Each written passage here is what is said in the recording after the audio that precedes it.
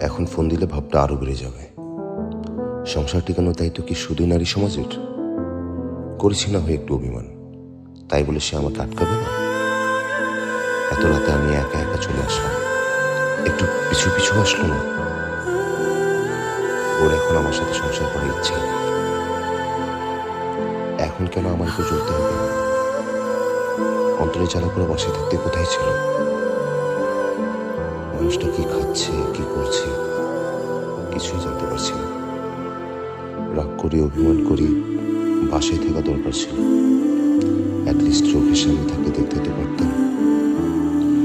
এখন আর এত আলগা পিড়িতে দিয়ে কি হবে? ধুর, মানুষটাকে ছাড়া তো কিছু ভালো লাগে না।